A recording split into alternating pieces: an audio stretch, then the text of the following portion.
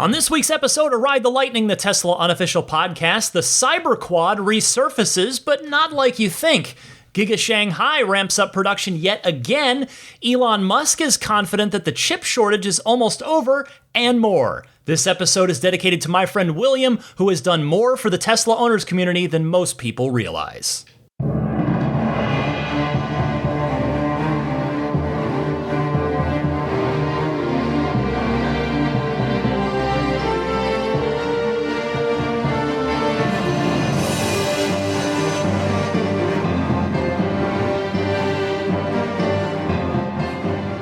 What's happening, friends? I'm Ryan McCaffrey, joining you as always for Ride the Lightning, your weekly Tesla unofficial podcast for October 3rd, 2021. It is episode 322. Of course, Daisy the Boxer to my left, hanging out on the couch.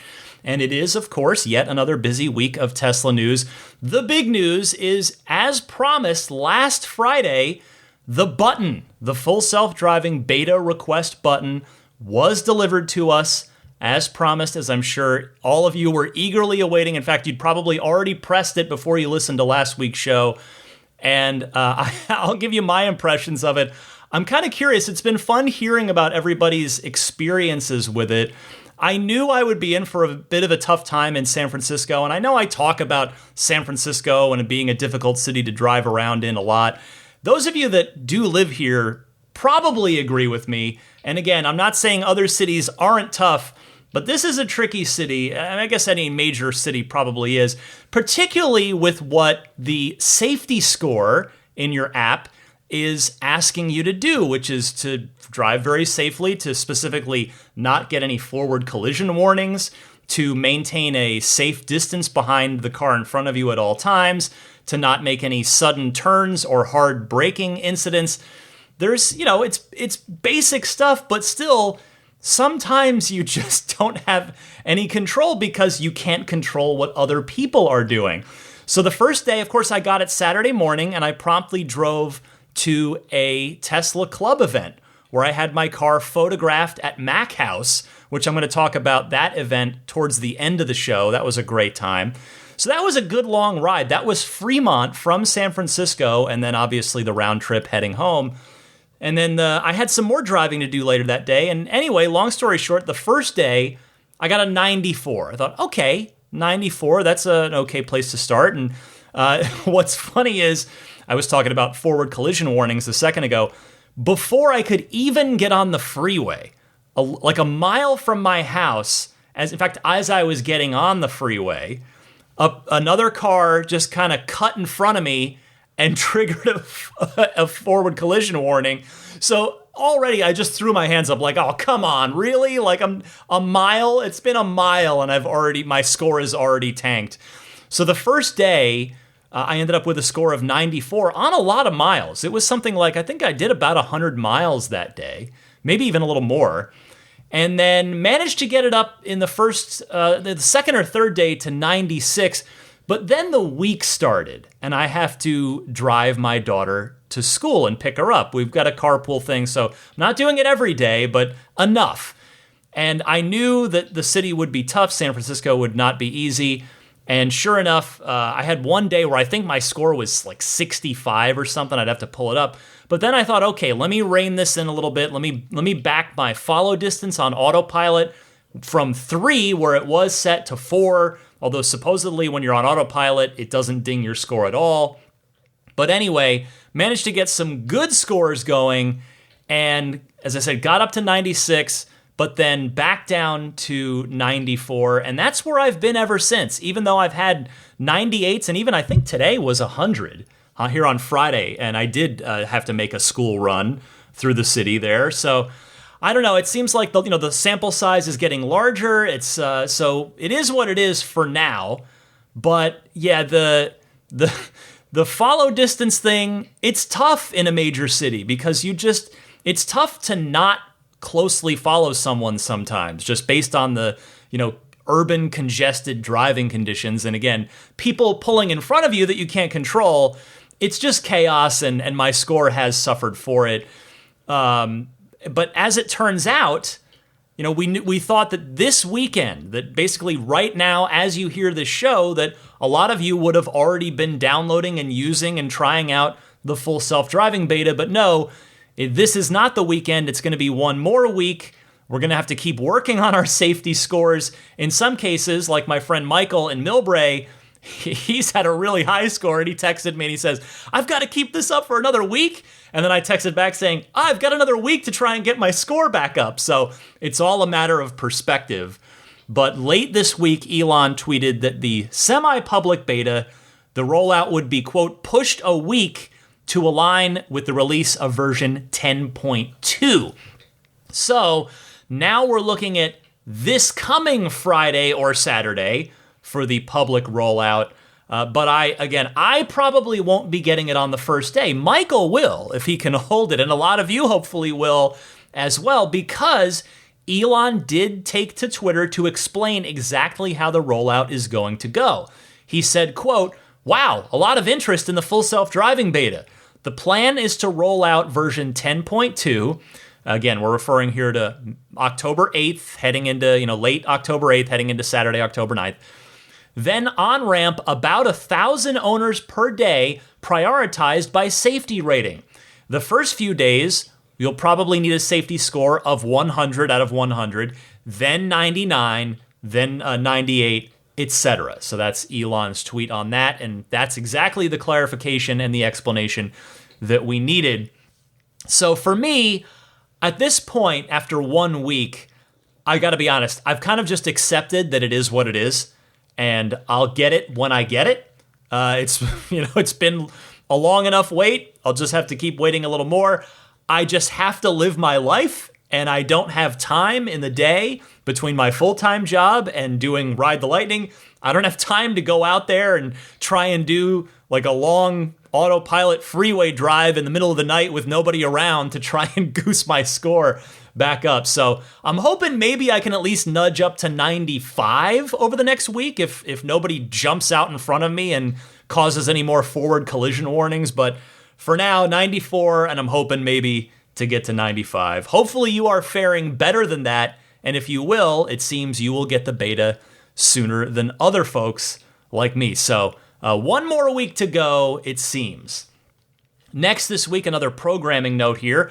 I wanted to say stay tuned next week for my shareholder meeting recap and analysis. Now, surprisingly, the shareholder meeting, the annual shareholder meeting, just once a year, it switched venues. It was going to be held at the Fremont factory here in my neck of the woods. I was hoping maybe I'll get an invite to this. I was lucky enough to get a last-minute invite to AI Day.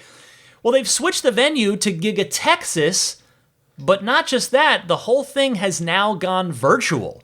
So nobody will be attending in person outside of Elon himself and whatever other executives and Tesla staff that he deems appropriate to be on the call.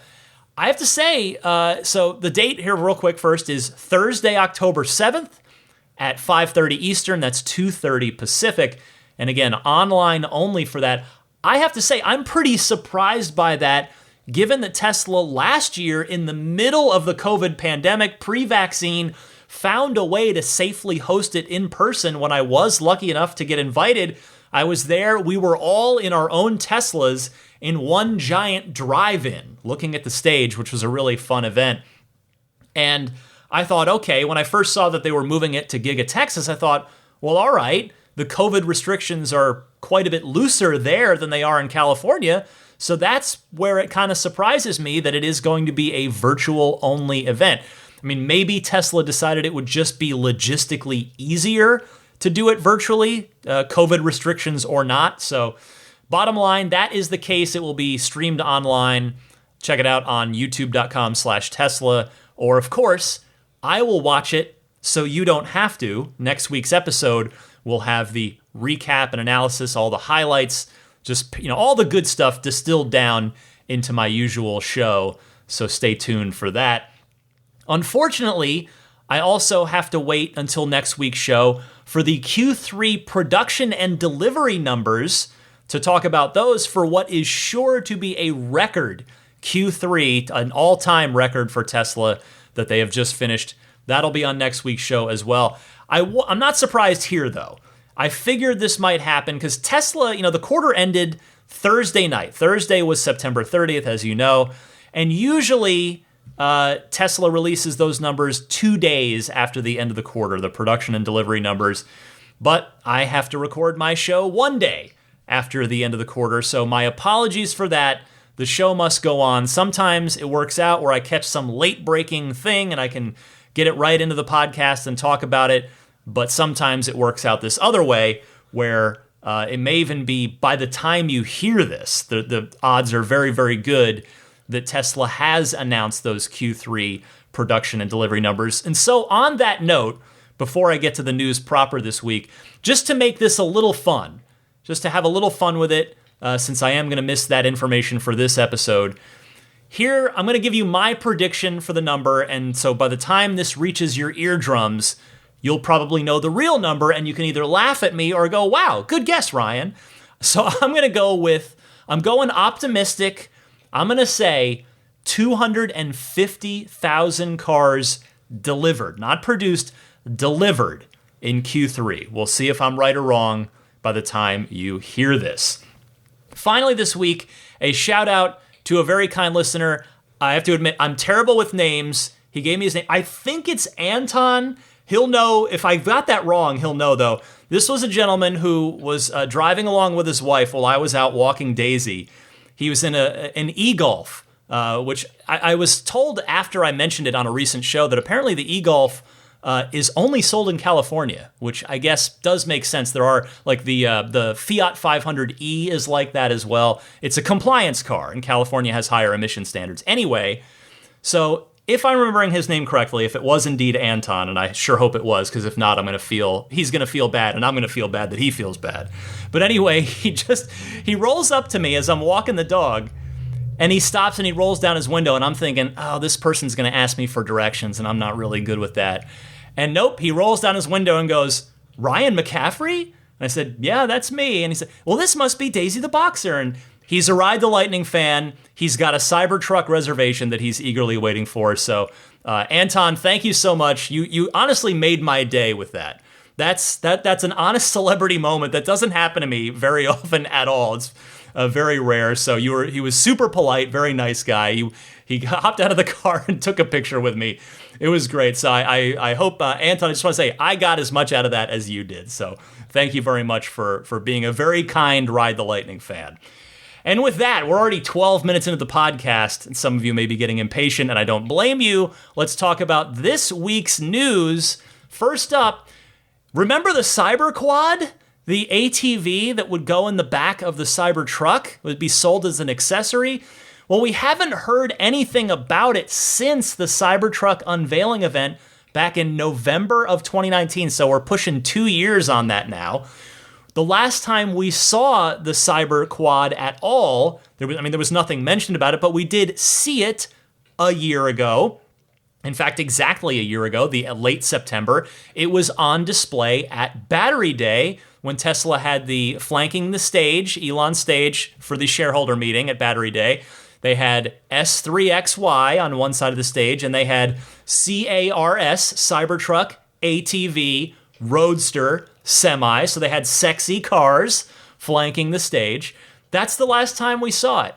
Well, now, as Teslarati reports, Tesla has filed a new trademark application with the United States Patent and Trademark Office, but it isn't for an electric off-road vehicle, the Cyberquad itself. Instead, the Cyberquad patent application covers two classes of things: games, toys, and sporting goods, and clothing. The trademark Tesla registered for the Cyberquad just last week, as Tesla already notes, is, quote, intended to cover the categories of clothing, namely t-shirts, shirts, jackets, hats, infant wear, footwear, and pants, according to the USPTO. Well, I know I've given my personal take on the Cyberquad before. It's probably been a little while.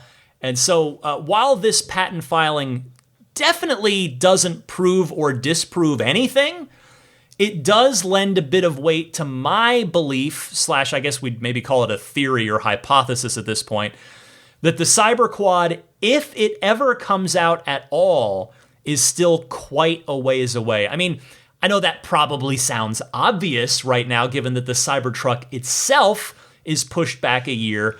But my point was, and still is, that Tesla has so many Cybertruck orders to fill, and battery supply is going to be at such a premium on all the vehicles, just a cumulative global overall problem for Tesla for years to come.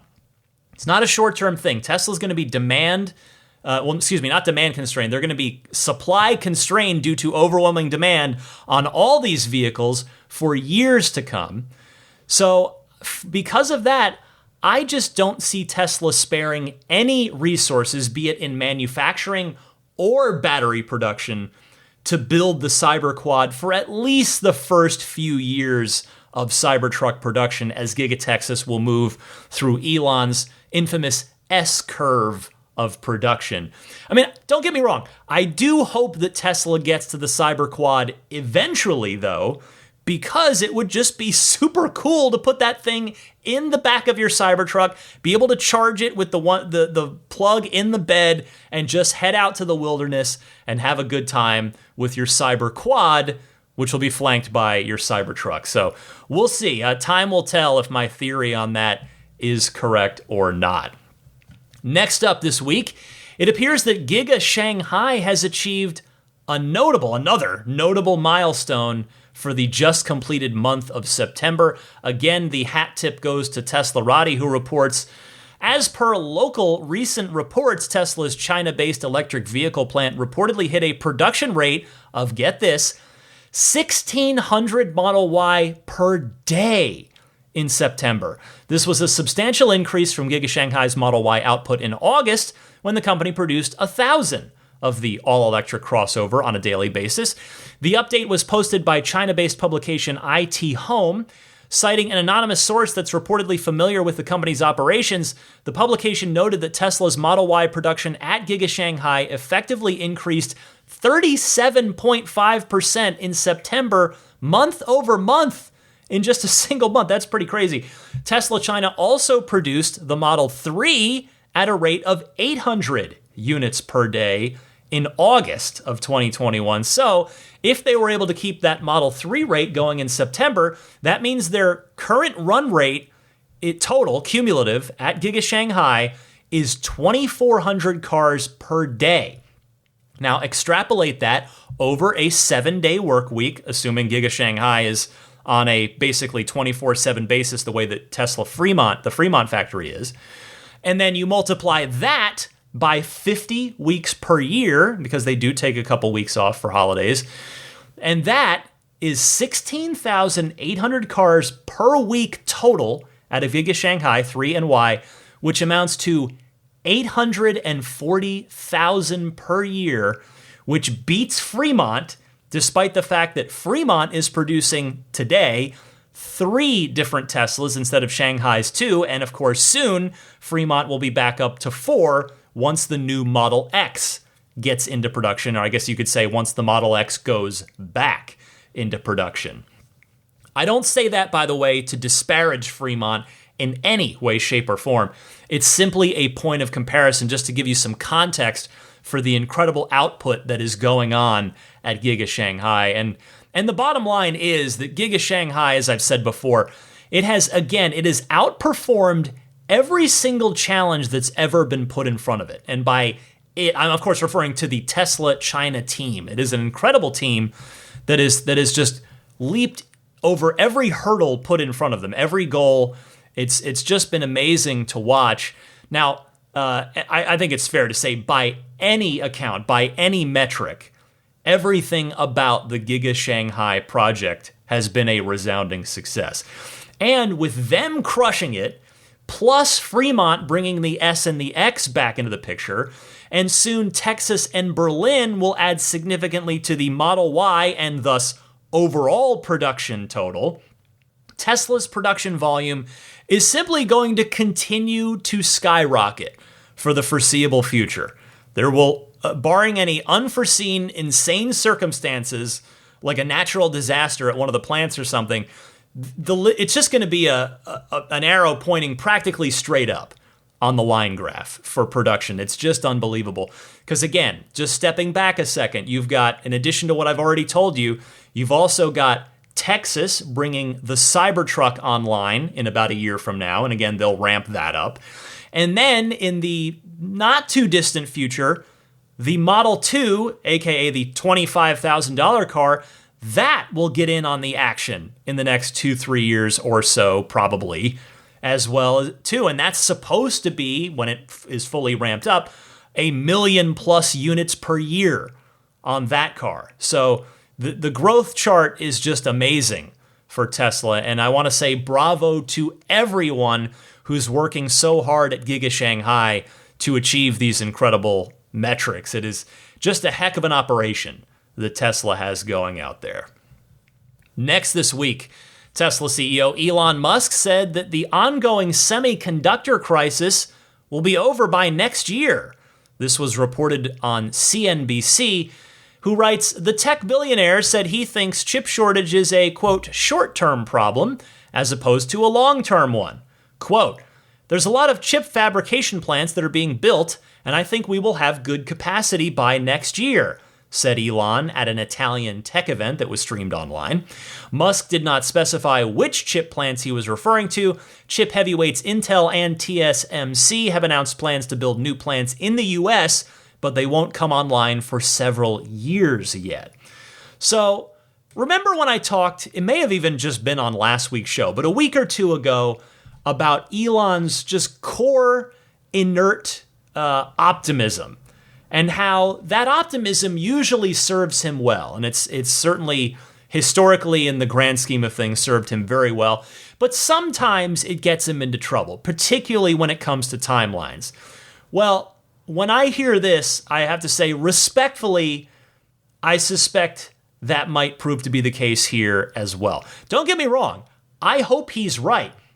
And I should make it very clear, as if it's not obvious already, Elon is a much smarter guy than me when it comes to this stuff and basically literally everything else. But as CNBC noted, experts in the semiconductor industry have suggested that this could go on for longer. So hopefully Elon was saying that the chip shortage was going to be a short-term problem because he meant it as a short-term problem for Tesla. As in not globally, but just for Tesla, it's gonna be a short-term deal because Tesla's figured some stuff out. Because, I mean, as we know, Tesla has adapted to the problem as best it can by having its very, very smart team of engineers rewrite the firmware on whatever components that they can get their hands on so that they can get them plugged in, installed, and compatible with the cars, and thus the cars can get built, get out the door, and get sold, and not just get 98% built and then have to sit on a lot or in a warehouse somewhere. So hopefully it's that Elon meant that Tesla has enough orders from various suppliers over the next year or so, year or two, to be able to continue cobbling together whatever they need in order to keep business moving forward. Doing so, obviously, is going to be a big key to the Cybertruck getting into production and getting ramped up. Not just getting into production, but actually reaching volume production so that all of you out there can get the reservations that you've had for, well, by the time this production starts, a lot of you will have had your Cybertruck reservations for 3 years by that point. So I want to see all of you get your Cybertrucks sooner rather than later. All right, I've got one more story for you this week, and I'm going to let a listener take the reins on this one. Here's a call from Rolf in Lombard, Illinois, talking about the solar roof, Tesla solar glass roof. Rolf, take it away. Hey Ryan, this is Rolf from Lombard, Illinois. Thanks for doing a fantastic podcast all these years and providing the community with all the relevant Tesla news. We were under contract last year to have a solar roof along with 2 power walls installed on our house. Tesla Energy was here this past February to do an on-site home assessment prior to scheduling installation. The tech spent several hours taking measurements and photos of the electric panel, power wall location, and all aspects of our roof. An updated contract was signed and accepted on March 1st of this year. In early April, news started circulating that Tesla was increasing pricing on solar roof projects, even for those of us with signed contracts. Since we already had a site assessment and were just awaiting installation, we thought we were good to go. 2 weeks passed, and then the notification email arrived in our inbox, solar roof price increase. The price went up around $20,000, so we decided to cancel. Fast forward to a couple of weeks ago, and there were a few news articles saying that due to some lawsuits filed by Tesla roof contract holders, Tesla would honor prices on contracts signed prior to April 2021. I contacted the helpful folks at Tesla Energy, and they were able to reinstate our contract at the old contract price. We appreciate Tesla doing the right thing, even though they may have been forced into it. Also, a bit of additional energy news for Illinois. It seems some solar incentives are again coming our way. On September 15th, Governor Pritzker signed the Climate and Equitable Jobs Act, with the program reopening by December 14th, 2021. Check out the Illinois Shines website for updated information. In conclusion, thanks again for the podcast, and of course, best to Daisy the Boxer. Now I'm going to your Patreon page to give you some overdue support. Rolf, thank you very much for all of this. Now, as I've said before, I don't cover the energy side of the Tesla business as much here on this podcast. I'm just personally way more interested in the cars. But this story, I have talked about this before. I was not thrilled when I heard that Tesla was not going to honor these contracts. And so when I heard your call, I was very happy to hear it, because I had also read that Tesla was supposedly going to start honoring those solar roof contracts under threat of lawsuit. And again, I'm so happy to hear a first-hand account from one of my own listeners that they are indeed doing that. As you probably remember, again, I expressed my disappointment at Tesla. I thought they got it wrong. Tesla, I've said it in the past, I give them the benefit of the doubt. I feel they've earned that. I think that most of the time, Tesla does the right thing, or they're trying to act in the best interest of the customer. I do not think they did that in this case. And I was very disappointed at Tesla for canceling those contracts back when they did it. And while it's not the ideal scenario that they're doing this now, seemingly only due to the threat of legal action, in the end, they are doing the right thing. So I'm happy about that. Primarily, I'm happy for customers like yourself on this, Rolf. I mean, hey, it's perfectly fine for Tesla to raise prices for whatever reason, but it just wasn't fair of them to break those signed contracts with customers. That's just not right. So I am thrilled for you and your family on this, Rolf. I'll tell you, there's a house in the neighborhood outside of San Francisco that I like to take Daisy to for long, quiet walks on the weekends. And I walk by it a lot, and they just got a solar roof. In fact, I saw it when the roof was bare, and there was a bunch of prep materials on the roof that said Tesla. And I thought, that caught my eye. I was like, oh, okay, well, I know what's going on up there. And it's done now. And in fact, I sent Rolf a picture just so he could see what it looks like. But I think it's beautiful. I think it's the solar roof is really pretty to see in person. And in my opinion, obviously others may feel differently, but in my opinion, you'd really never know that this roof was an energy generating roof unless you were in the know already. If you know, you know, which I suppose is exactly the point, right? It should just be a beautiful roof, as Elon has said, that happens to have solar tiles embedded in it. So, Rolf, I hope your install happens soon. Thank you so much for passing along the good solar incentive news for the state of Illinois as well. And that will bring me to the end of this week's Tesla news, but stick with me. There is plenty more podcasts to go. First, your calls in the Ride the Lightning hotline, a lot of great topics coming up. And then I will tell you about the most recent Tesla Owners of Silicon Valley Club event at Mac House, the professional photo studio, where Tesla themselves has a lot of their promotional materials filmed.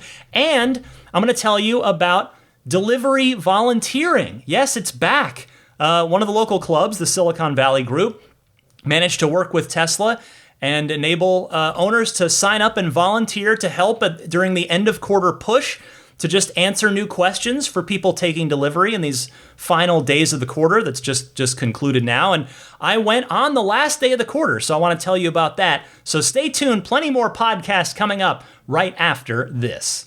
This is Steve Downs, the voice of Master Chief, Sierra 117. You're listening to Ride the Lightning, the Tesla unofficial podcast. You know, that Cybertruck looks a lot like a warthog, doesn't it? Master Chief, out. Oh, that's Steve Downs' promo sounding extra good because this weekend, Halo Infinite multiplayer tech test happening. I've been playing Halo, which for the first time first new Halo in 6 years. So man, it has been fun to test out that multiplayer. All right, I hope you've gotten a chance to play as well if you're a Halo fan. All right, let's get to the Ride the Lightning hotline. If you have a question, comment, or discussion topic for the podcast, you can call in one of two easy ways. Either use your smartphone's built-in voice recording software, record your question, and just email the file to me at teslapodcast@gmail.com. Or you can take that same question and call in to the Ride the Lightning hotline, leave a message anytime, day or night. It's very easy. The toll-free number is 1-888-989-8752. Again, that's 1-888-989-TSLA. And if you know someone special with an upcoming birthday, anniversary, graduation, or some other special occasion, you can give them a unique gift of recorded voices from friends and family telling them why they're special. The recordings can be podcasted or put onto a keepsake. Visit lifeonrecord.com to learn more. And again, a friendly reminder, when you do call in, please try to keep your call to 90 seconds or less, a minute and a half, so that I can get to as many callers each week as possible. Kicking us off for this week is Chad from Nebraska. Ryan, Chad from Nebraska, Model Y owner, longtime listener. Really appreciate what you put out every week. Quick question. I frequently have conversations with non-Tesla owners, and we talk about autopilot, FSD, and the ability for Teslas to navigate roads, streets, highways, etc. And I almost always get the response, oh yeah, there's other car companies and vehicles out there that do the same thing that Tesla does. Can you give some clarity and some idea of what other vehicles can do compared to the technology that Tesla has? Because I don't see it. I can't imagine any other car company coming even close to what Tesla is doing, but I don't know. Can you help provide a little idea of the separation and the gap between Tesla and other car companies? Thanks for all you're doing. Have a great day. Hey, Chad, let me preface this by saying I have not driven any other system. However, there is a car reviewing YouTuber that I really like. I may have mentioned him before. His name is Doug DeMuro. He has driven everything, and I do mean everything. Every supercar, every major new fun car, classic, anything. He's driven everything. He likes Cadillac Super Cruise a lot.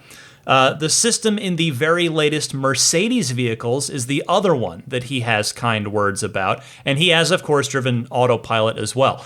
The Ford system that's in the Mach-E, which is called Blue Cruise, that one you may have heard about for the wrong reasons. After friend of the podcast and noted automotive manufacturing expert Sandy Monroe, he made a video trying out that system, and he had an engineer from Ford in the passenger seat, and let's just say that guy probably wasn't having the best time, because as Sandy was driving it with the driver assistance system engaged, it couldn't even hold a gentle curve on the freeway without disengaging, which is unfortunate. But taken from someone whose opinion I trust in Doug, it sounds like Cadillac and Mercedes have pretty good alternatives to autopilot. They all have their ups and downs. I'm not saying any of them are better than autopilot or vice versa, but those are the two that appear to be closest in not just features, but performance to what Tesla is doing with autopilot. Thank you for your call, Chad. Next up is Chris from Manchester in the UK. Hey Ryan, it's Chris from the UK in Manchester. I've recently been looking at getting a Tesla. I've been looking mainly at the Model 3, but I'm unsure whether to hold out for the Model Y. I have a dog, so I feel like that hatchback kind of boot will be a lot better for her, but I just wanted to see if you had any kind of thoughts on whether the back seats of a Model 3 would be suitable for a dog. She is pretty well behaved. And, you know, getting covers for them, I think, is always an option. And I kind of prefer the sportier look of the 3. But obviously with the delay of the Model Y, or we're still waiting for it over in the UK, I'm kind of a bit torn as to what to do. So I was just wondering if you could give me some advice. Also, as a quick side note, do any listeners or do you yourself know whether you can use the superchargers that are at Tesla dealerships, like in their forecourts or in their parking areas? Because the Tesla dealership is just around the corner from me, so it's kind of handy, but I don't know if I can actually use this or not. Anyway, thank you very much. Love the show. Keep doing what you're doing. Bye. Chris, I am happy to help you here. Let me answer your second question first. If you can see the supercharger in the public portion of the Tesla store parking lot, then yes, you can use it. There are definitely Tesla stores/service centers here in the US that have superchargers that are only for charging cars in service or for test drive cars. Usually they're hidden away and you can't see them. But the way to know for sure is that when you get your Tesla, to see if that location shows up on your screen as an available station. I mean, I suppose you could also look right now on tesla.com/find us as well. All one word, find us. That'll show you all of the superchargers in your area too. Now, as to which Tesla is right for you, it sounds like you're leaning pretty far towards the Model 3. And I can tell you that in my experience, with a wife, one kid, and one 65-pound boxer, the Model 3 works great for me and my family. If you plan to have more than one child, then maybe the Model Y might be the better way to go in order to accommodate your larger family as well as your dog. Otherwise, the 3 should treat you splendidly. So now, have fun choosing which car and which options, and you'll have a real lot of fun clicking that order button and seeing that haha yes smiling and waving hedgehog. That's you've got that to look forward to. So, Chris, I hope you found that helpful. Longtime caller Brian from Pennsylvania is up next. Go ahead, Brian. Hey, Ryan. Brian from Wallop in Pennsylvania. Calling in regards to the caller last week who talked about the chimes the car makes when a traffic light turns green. They drive me insane. All the chimes drive me nuts because every time the car chimes, it mutes or lowers the volume of the music or your voice in a podcast. Ryan McCaffrey will be talking, and then there's a chime because of a phantom braking or something like that, and I didn't hear what Ryan said. And meanwhile, the car thinks it saw something, but it didn't. And I would so much rather be able to turn off the chimes and opt in for a steering wheel vibration versus the chimes that just drive me insane. And I have used Joe mode and that kind of, but no, it really doesn't help. And a second question, and it's probably a little too late, but I would still love to hear this maybe. My daughter is going to be driving our Model Y for her driver's test coming up on Tuesday in 5 days from now as I'm calling you. So no one will be able to respond to this before that. But I'm curious to know if anyone whose children has taken a driving test in a Tesla and have they had any issues with the proctor and dealing with an electric car and how they feel different, acceleration, stopping, things like that. Thanks again, and have a great day. Brian, it's always great to hear from you. And hey, congrats on your daughter's driving test. When I was that age, I couldn't wait to get my driver's license. I had been into cars my whole life, and the idea for me of being able to actually drive on my own was so exciting to me. That was a fun time in my life as I think back on it now. But now as I think about it in my present day scenario as the parent of a 10-year-old, it's a little terrifying to think ahead like 5 years, 5.5, 6 years to that point. But Brian, this is about you, not about me. I thought this would be a good one to turn over to the audience to see if they have any feedback on using a Tesla for a driver's test.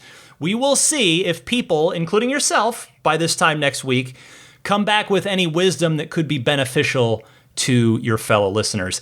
As for the chimes, I totally see what you mean. I mean, for me, my garage door, the opening, I've talked about this before, it's so tight The Model 3 only fits through with the mirrors closed. The car beeps like crazy every single time I go in and out. I mean, I'm sorry to hear that Joe mode doesn't quite go far enough for you.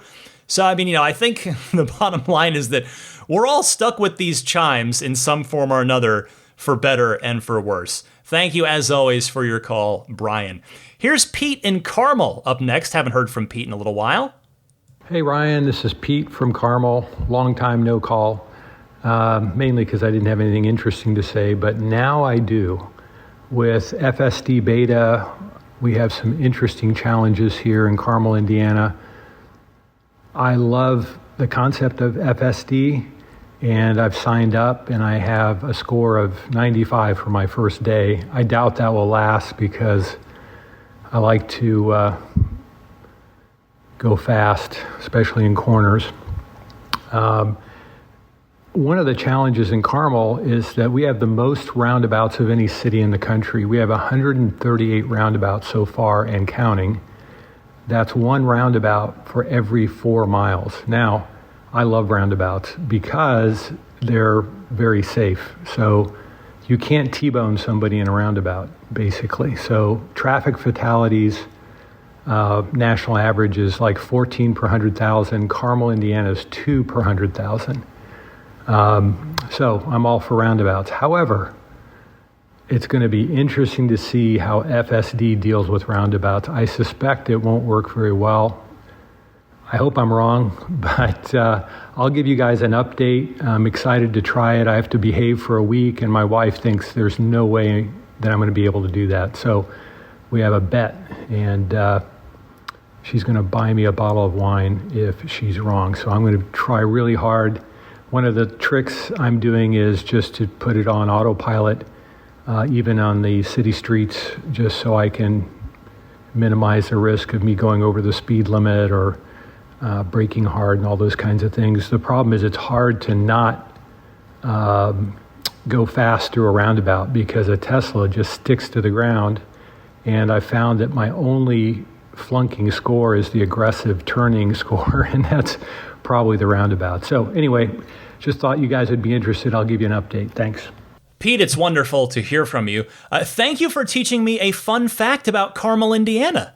I bet there's a great story to why your city has so many roundabouts, so I thought I would try to educate myself, and I looked it up, and on Wikipedia, it seems that most of your roundabouts, 128 of them, have been built since 1998, and I looked elsewhere on your Wikipedia page, and it seems that your mayor has been in office since 1996. So perhaps he's a big fan of roundabouts, or maybe he grew up in Europe or somewhere that had a lot of them and wanted to bring them to your town. I don't know. Anyway, now I'm eager to hear back about how your week went and if you won your bet with your wife about whether or not you got selected for the beta. We've got, one more week as you hear this, so keep in touch on that. I'm curious.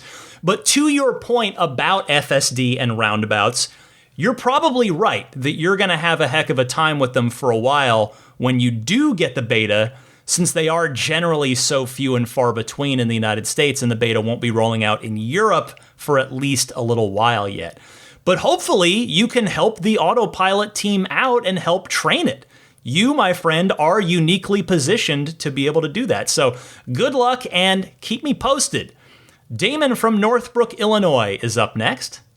Hey, Ryan. Damon out of Northbrook, Illinois again. Just calling this time regarding Tesla's performance division and their use of tri-motors, or maybe someday quad motors. But specifically, the Model S Plaid has tri-motors, and the Roadster will, as well as the top-tier Cybertruck.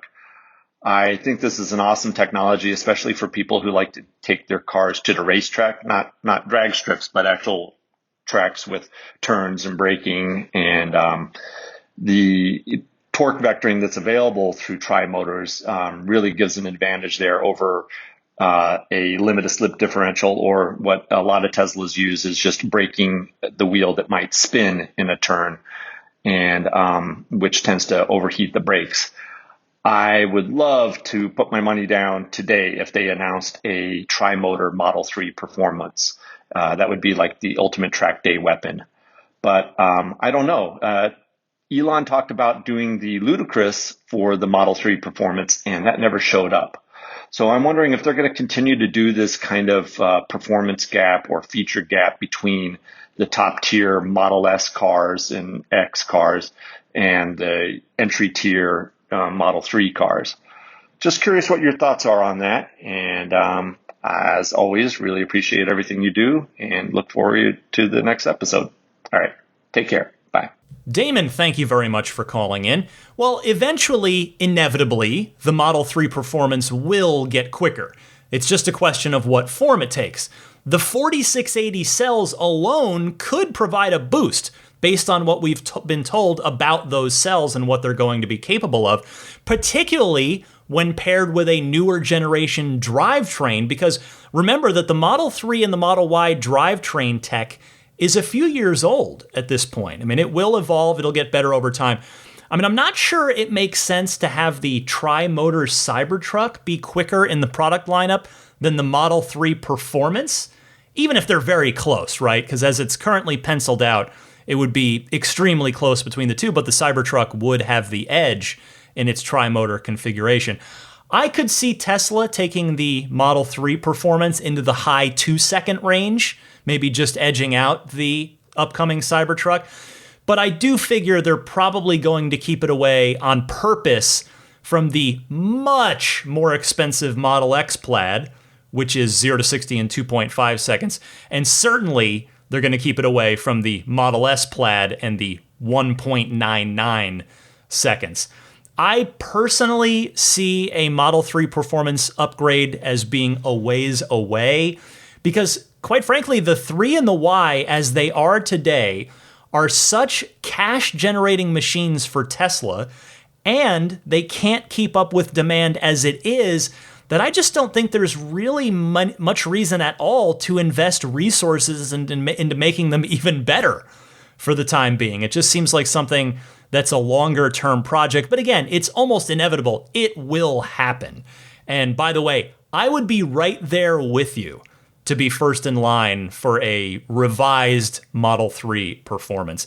My wife might be like, no, you're not. No, we're not going to be first in line for that.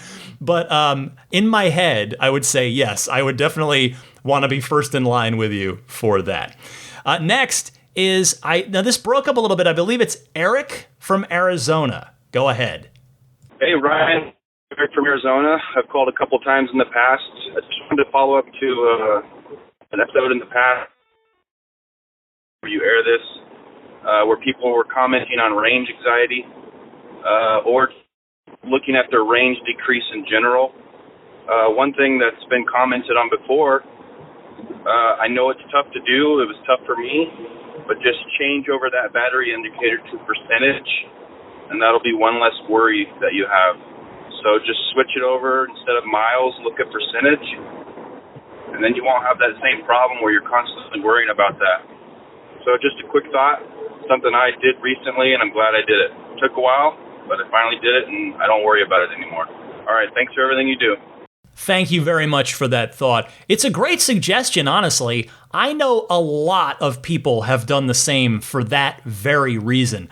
I'm still a miles guy, even though, quite frankly, it makes no sense for me to do so, given that my Performance 3 literally never hits the estimate, thanks to the 20-inch wheels.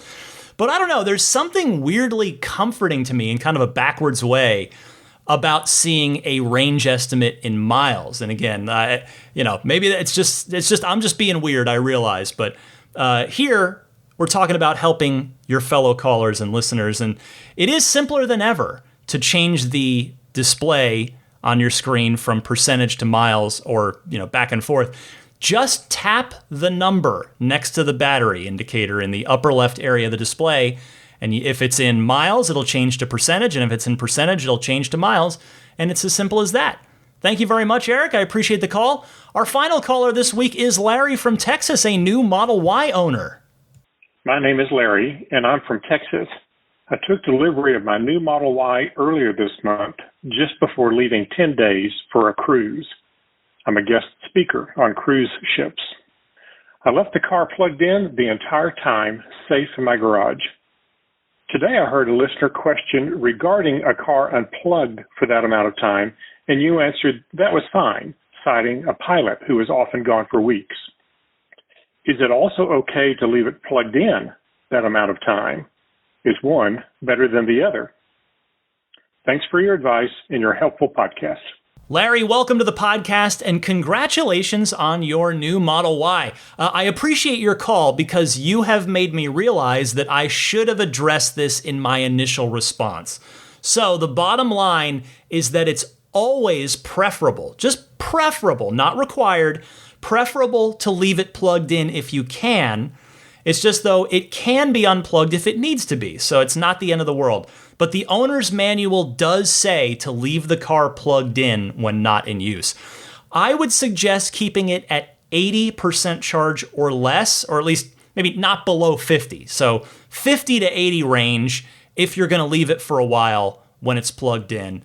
And if you are going to leave it for a while plugged in, if it's not at home, like for instance, I am fortunate enough at the long-term parking garage at the San Francisco airport, I'm able to leave it plugged in because there's just rows and rows and rows of chargers. And before you think, hey, Ryan, aren't you taking somebody's charger? No, it's the long-term parking garage. Everybody in there is there for a while. So there's literally over 120 stalls in there. So anyway, so I get to plug in there and I'll leave Sentry mode running since it's plugged in. So it's just that nice extra layer of security. So you could do that.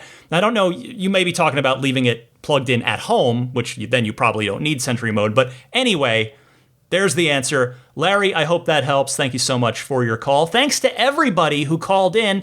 Again, if you would like to participate in the podcast, I welcome it. I invite it. Join in, be a part of the show, get heard here on Ride the Lightning.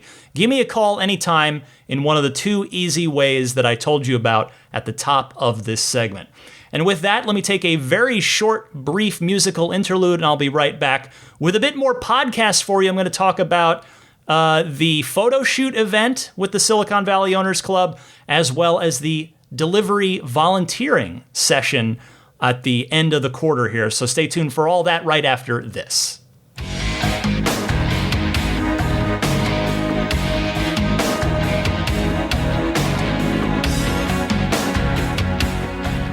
I have been very busy with my car, which I've named the Spirit of Adventure. So last weekend, the Tesla Owners of Silicon Valley and joint meetup with the Tesla Owners East Bay Club, shout out to the East Bay group, they are a proud Patreon supporter of this podcast, combined to put on the photo shoot event at Mac House. Now, I learned that Mac House they're in Fremont, so they're not far from the Fremont factory. They do a lot of Tesla's promotional stuff. So if you have seen for instance, Tesla's official dog mode video, that was shot by them, and the dog featured there, I met that dog. I'm a very adorable dog, and it was just cool to be there. Beautiful photo studio. You roll the cars in, of course, there's zero emissions, so you can just bring them right in, no problem. The lighting, they're pros. I mean, it's incredible. Before I even saw the pictures, just the studio lighting alone, the car looked great, and I'm thrilled with how the pictures turned out. You can see my pictures on my Instagram, which is DMC_Ryan on Instagram there. So thank you to Mac House for hosting us. That was a really unique and wonderful event that I had a great time at. And in fact, it kind of turned into a car show outside for because only one car can get a photo shoot at a time. So I was milling around for most of it. And I want to say hello to Bruce, listener Bruce, with his custom Oreo Model Y, white interior, white exterior, but with some cool black wrap on top of it that gave it a very unique look. And Andy as well. Hopefully Andy will hear this. He had taken an interest in the podcast after we started talking for a while. Andy he's got a sick new white Model S Plaid. So congratulations to Andy. Both of those guys spent some really nice time chatting with me at the event, and I had a great time talking to them and everybody else as well. And then I also had a great time more recently on the last day of the quarter, on the night of September 30th. I signed up for the 5 p.m. to 7 p.m. slot at Colma, Tesla's Colma Delivery Center, which is just outside of San Francisco. And I was there with the members of the Silicon Valley group. We were kind of attacking in teams of 2 in these 2-hour shifts. I was there with Ben, so hi Ben if you're listening, and just helping out however we could, whether it was, because so truckloads of cars kept coming from Fremont the whole time. So we were helping out whether it was just peeling the protective tape off of those cars so that the Tesla team could help get them prepped for delivery that night, or whether it was talking to people, just answering questions. I did find it was a very different experience than the last time I did this, which was 2 years ago before the pandemic. And that was, I did that at the Fremont Delivery Center where I had done it a few times. It was very different because now, these days, Tesla delivers most of the cars straight to the customer's door, to their driveway. So, you know, an employee hops in the car, drives it to their home, leaves it, and then Ubers back, and that's it. And then they just keep doing that all day and night. So, but there were some people that did come to the Colma Delivery Center. So, you know, just would be respectful, just to tell people who I am. And it's like, hey, if you have any questions getting set up, let me know. And my observation was that Tesla has clearly done a much better job of onboarding people when they first take delivery of the car and they're first getting set up. They're, you know, I wasn't sitting in anyone's car with them as they did it, but I could see through the rear window of just the videos going and the different categories. And that was the number one feedback I had from 2 years ago doing this, when I would have to answer, I'd have to literally explain like how to activate autopilot, not how to activate it on the road, but how to turn it on in the menu. Like, people didn't even know, and understandably so, they wouldn't even know that it was disabled by default, that you had to go in and actually turn it on first before you could use it. And then they also didn't know that it had to calibrate for, you know, X number of miles. So Tesla, like, I got far fewer questions this time because those videos, I could see people through the windows watching them. And and it was all first-time Tesla owners, at least the people I spoke with, that had never. I would ask, "Oh, have you had a Tesla before? Have you had an electric car before?" "Oh, no." And so those videos are doing a great job, which is great because that's what you want. You don't, if you're Tesla, you don't want to have owner volunteers come in and have to help pick up the slack of again. That's not a failing of them, but a failing of, you know, the onboarding of the car. So my point is that has been rectified largely. So credit to the Tesla team for making the onboarding experience much better. But I just love talking to people about these cars. I met one gentleman who had just picked up, I think it was a 2019 Performance Model 3, and I said, "Oh, well, I've got the same car. Let me, you know, help you out." And you know, he actually hadn't even had a chance to drive one. So I was like, well, you're in for a good time. So I just told him, you know, shared some wisdom, and it's just a good time. I really enjoy talking to people about the cars, especially as they're excited, they're getting it. They've financially invested a lot, and they're taking a leap, right? They're taking a chance on trying something entirely new. So I very much enjoyed that volunteer session, just helping some people out. And I would be happy to do that again at the end of any quarter. Just, you know, a 2-hour shift here, 2-hour shift there. Just it's a good time. So if that opportunity comes up in your neck of the woods again, you know, I would presume that'll be a thing done through the official owners clubs and thus through Tesla formally. You know, talk to your club leaders about that, your local club leaders. But I recommend it. I think it's a fun time if you feel up for it, if you feel like doing that. And what else? I think that will about wrap it up for what I've been up to. I will say my Tesla-inspired NFTs, the Hedge Lords, we keep making more, and by golly, they keep selling, which is fantastic. People like them, which is so just creatively fulfilling. I put up 4 this week. 2 of them have already sold without even me plugging them anywhere.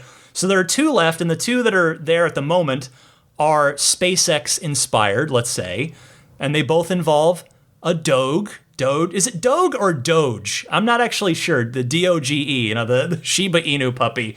So we gave Hedgelord a Doge. So anyway, if you're curious to check those out, again, it's totally just for fun. you obviously, you don't have to buy them, but if you even want to just take a look, they're at www.hedgelord.net. Pro tip of the week time. Here's Jason from Tucson. Hey Ryan, Jason from Tucson calling in with a possible pro tip. I just joined the Tesla family this weekend and took delivery of a new 2021 long-range Model 3, and while playing around with some of the settings when I got home, I noticed some features were not working. Cabin overheat protection was completely grayed out, as was Dashcam's Save Footage button, and Honk to save footage would not work. So after troubleshooting a bit, I decided to do some digging in the forums and Facebook groups, and I found many people had the same issue. In almost all of these cases, their cars had not been flagged as delivered in the back-end database. So with this information, I called Tesla to have them take a look. This unfortunately took multiple attempts, as most didn't know what I was referring to, or they would insist that since I clicked Accept Delivery and had app access, the car was delivered in their system. One of the reps even suggested that cabin overheat protection was grayed out for everyone, not just me. Finally, I was able to have one of the support reps check, and sure enough, my car was not flagged as delivered in both the old system and new system. They contacted my local delivery center and had them re-push the delivered status. This all happened today while I was at work, and when I got in my car at the end of my workday, my screen came up with a welcome screen full of tutorials as if it were the first time getting in. And when I checked out the features that weren't working before, they were all now working as intended. I'm not sure if this has been covered on the podcast before, but I figured, especially with this larger than normal end of quarter push Tesla is going through right now, we may see many people having this type of issue, and hopefully this info could help someone out. As always, thank you so much for all the hard work you put into the podcast each and every week. And by the way, happy belated birthday. Maybe I'll see you on the Halo Infinite flight this weekend. Take care and hope you have a good one. Jason, thank you for calling in and for the belated birthday wishes. I appreciate that. I had a nice day with my family. Now, to your call, I have not heard of this before, but I can see how this would be frustrating. You are right to suspect that this may happen to more listeners, given how many deliveries happened this week for the end of quarter push, so I am happy to play your call here. Congratulations on your new Model 3. I wish you many hundreds of thousands of miles, all driven in good health. And if anybody else out there has a pro tip of the week to share with your fellow owners and enthusiasts, or soon-to-be owners in a lot of cases, please feel free to call in and share it. You dial in the same two easy ways that you can call in for the regular Ride the Lightning hotline. And with that, let me mention some friends of the podcast before I go, starting with puretesla.com/RTL, who I believe I very accidentally omitted last week. They've got multiple excellent products now. In addition to their one-stop shop dashcam Sentry Mode USB drives that are SD, micro SD based, which are going to be long-term, bulletproof. You want to go with that. That's what I've got in my car. $49 for the 128 gig kit, or $69 for the 256 gigabyte kit. Again, puretesla.com/RTL. It comes fully formatted, ready to go. You just take it out of the package, plug it into your car. Free shipping anywhere in the United States on that as well. They also have, though, a new product, wireless game controllers. So for those of you who are diving into the growing array of video games in the Tesla, it comes with a you can just buy one, or you could buy the 2-controller kit that comes with the wireless dongle, so you can actually use it wirelessly, which is obviously much more convenient. Again, as I said a couple weeks ago, these controllers kind of look like Super Nintendo controllers, which makes me very happy. It strikes a nostalgic chord for me. So check those out, whether you're getting the dashcam Sentry Mode kit and or the wireless game controllers. Grab those at puretesla.com/RTL. Meanwhile, abstractocean.com has all kinds of good stuff, including their new 4th generation tempered glass screen protectors. These have antimicrobial coating. They use aluminosilicate glass, which was what Corning uses on Gorilla Glass. Those are going to differentiate it from all the other aftermarket options out there. It's the cleanest, the hardest Tesla screen protector on the planet. They ship with the installation frame, making installation very easy, and there's a lifetime guarantee if it's damaged in the line of duty. They've also got all kinds of great lighting kits for both the inside and outside of the car. I'm a big fan of their rear footwell lighting kit, particularly for you Model Y owners that have your seats up on risers compared to the Model 3. So just check it out. Browse their virtual aisles at abstractocean.com and pile up everything that you like in your cart at once, because you're going to want to just buy everything at once so that you can use this coupon code, which is good for 15% off of your first order. And that coupon code is RTL Podcast. All one word, RTL Podcast at abstractocean.com. How about the snap plate? That is the front license plate bracket that will snap on and off in seconds, but it will snap on securely. Paint safe, grill safe, radiator safe, autopilot safe, clean minimal design, blends nicely with the front end, leaves nothing behind when it's removed, including a tape residue, because the front license plate frame that Tesla gives you is installed with automotive adhesive tape, which just makes my skin crawl as a perfectionist with my car. So grab the snap plate, which you can get at everyamp.com/RTL. That's everyamp.com/RTL. And they have them for all 4 Teslas, S, 3, X, and Y. Immaculate Reflections. Wonderful detailing service. If you and or your car are going to be in the greater San Francisco Bay Area, there is a discount waiting for any listener of this podcast, whether you're doing paint correction, paint protection film over some or all of the car, ceramic coating so that you don't have to get the car waxed twice a year. That's what the ceramic coating is. It's a super wax that's going to be good for 3 to 5 years. Whatever you want to do, some of that, all of that, get in touch with Jeff at Immaculate Reflections via his website, which is irdetailing.com. That's irdetailing.com. And again, in your correspondence, should you book with Jeff, make sure to mention that you are a listener of Ride the Lightning, and there is a discount waiting for you when you utter those magic words. Finally, my friends at Jada and their growing product line of aftermarket Tesla accessories. For those of you with 2021 3s and Ys, why not grab the Jada USB hub console? It's all kinds of stuff in a wonderful all-in-one product. It's a storage organizer for the center console. It's a USB hub. It's an Apple Watch charger. It's an AirPods charger.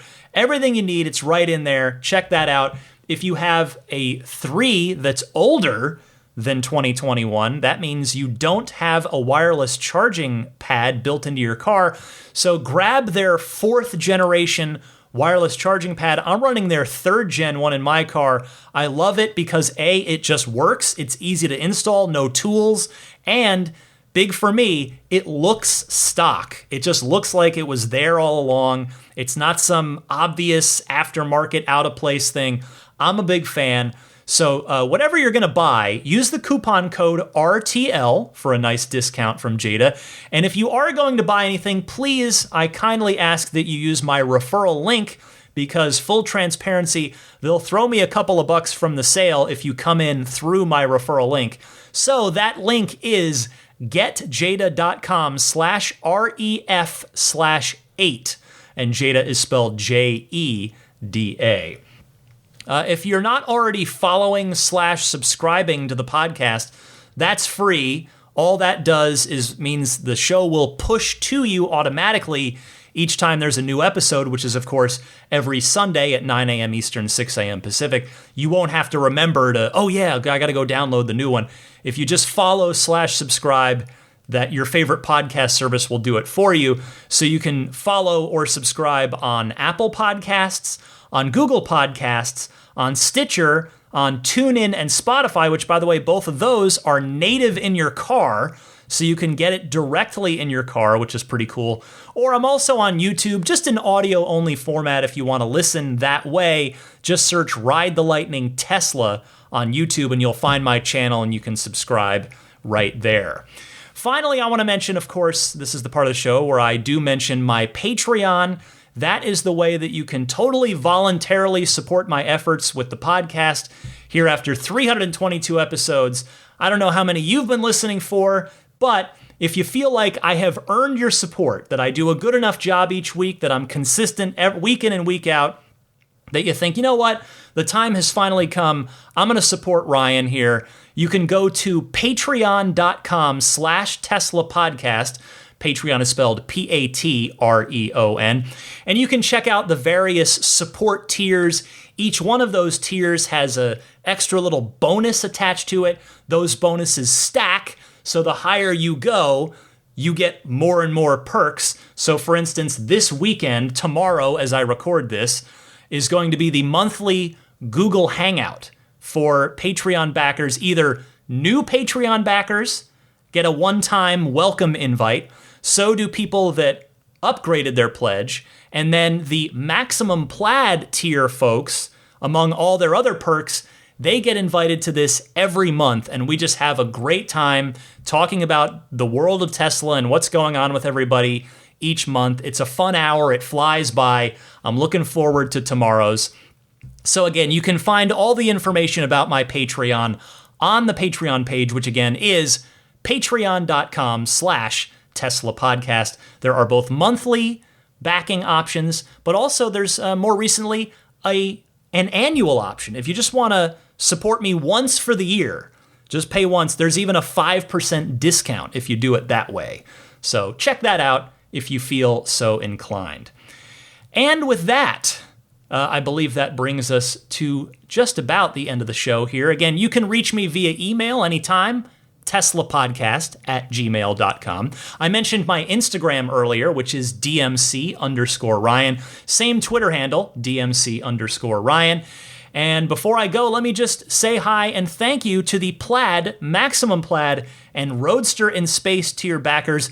I'll start with the Roadster in Space tier crew. The newest Roadster in Space tier backer, Rolf and Jennifer Evers, thank you very much for your generous pledge this past week, along with a big thank you to the existing Roadster in Space tier crew, Pete White, Lyle Austin, Steve Radspinner, Fernando Cordero, Lawton from Chicago, Sean Neidig, Scooter Ward, Neil Weaver, Jackson Wallace, Crafty Geek, and Richard Stokes. On the Maximum Plaid front, welcome back to Scott Gillis. Scott, thank you very much for re-upping on Patreon. Great to have you back. I know you've been listening the whole way regardless. Thank you for your renewed support. And then the rest of the Maximum Plaid crew, a big thank you to Jonathan Wales, Cameron Clark, Daniel Grummer, Seth Capello, Nick and Tony, Tesla Hitchhiker 42, John Schmidt, Stan Roth, Howard Anthony Smith, Charles Galpin, Ryan from Las Vegas, Darren Nickel, Kaz Barnes, Ulrich Lassa, Brett Libano, Patrick Wisniewski, Gil Cabrera, Hay Watley, Eric Brown, Mark Eversole, Todd Badger, Joe Edgel, Kevin Yank, the Tesla Owners Club of San Joaquin Valley, Michael Williams, Will Stedman, Mait Suaru, Derek Nesselrote, Justin Perez, Jeremy Harris, Chris Beach, Tom Mills, Alex Brem, Matt Kalin, Zachary Howard, Tyler Smith, Corey O'Donnell, and Matthew Graham Dronberger. Thank you guys all very much. And finally, the Plaid Crew. Thank you kindly to George Cassiopo, David Brander, Logan Willis, Jason Chalukas, Tim Hyde, Peter Chalet, Eric Randolph, David Nondahl, Joel Sapp, Dorian Steve Guberman, Jeremy, the Tesla Owners Group of Taiwan, Ron Lee, John Cody, Charlie Gillespie, David Perella, Sunil Joseph, Dennis Peak, Jeff Angwin, Chase Cabanillas, the Lydia family, Aaron Altschul, Jared Brown, Jerome Strack, Jamie Dalton, Noel and Lucy Murphy, the Tesla Owners East Bay Club, Paul Casarino, Ryan Natchett, Mike and Barbara from Louisville, David J. Howes, Travis Krenzel, Matt Nixon, the Tesla Owners Club of Wisconsin, Jonathan Zalesny, Joshua Walker, Rick Dean, and not Elon Musk. Thank you all very much for your continued and generous support on Patreon. And with that, it is time to soon do what Daisy the Boxer's doing, which is snoozing. That dog's passed out on the couch. So I'm going to wrap this thing up here, probably watch a TV show. There's a new season of Archer. I love that show. I've got, I think, 1 or 2 more to catch up on there. Maybe I'll do that before bed. I wish all of you a wonderful week of safety score boosting as we all try to get our hands on the full self-driving beta. Drive carefully, drive safe, happy electric motoring, and I will see you all back here, same day, same time, of course, next week, Sunday, 9 a.m. Eastern, 6 a.m. Pacific.